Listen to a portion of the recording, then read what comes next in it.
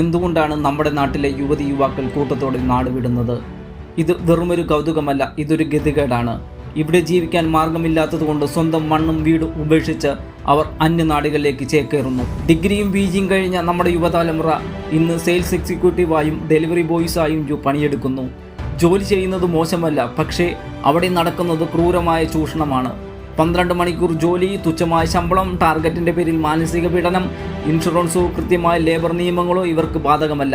Government എന്തോ ഈ കോർപ്പറേറ്റുകളെ തടയാത്തത്? ലോകം വാഴ്ത്തുന്ന കേരളത്തിലെ നേഴ്സുമാർ സ്വന്തം നാട്ടിൽ സ്വകാര്യ ആശുപത്രികൾ ഇന്നും സമരപ്പന്തലിലാണ്. മിനിമം വേതനം പോലും ഇവർക്ക് ഉറപ്പാക്കാൻ ഭരണകൂടത്തിന് സാധിക്കാത്തത് എന്തുകൊണ്ടാണ്? NBFC എന്ന ഓമനപ്പേരിൽ നാട്ടിലെങ്ങും പലിശക്കൊള്ളക്കാർ പിടിമുറുക്കിയിരിക്കുന്നു. സാധാരണക്കാരുടെ അറിവില്ലായ്മ മുതലെടുത്ത് കൊള്ളപ്പലിശ ഈടാക്കുന്ന ഇവരെ നിയന്ത്രിക്കാൻ എന്തുകൊണ്ട് സാധിക്കുന്നില്ല? സർക്കാർ സംവിധാനങ്ങൾ ആർക്ക് വേണ്ടിയാണ് നിലകൊള്ളുന്നത്?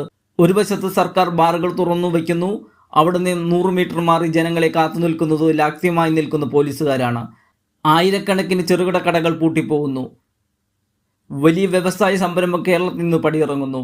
KSRTC ജീവനക്കാർ ശമ്പളമില്ലാതെ തെരുവിലാണ്. കർഷകന് തൻ്റെ ഉൽപ്പന്നത്തിന് ന്യായമായ വില കിട്ടുന്നില്ല.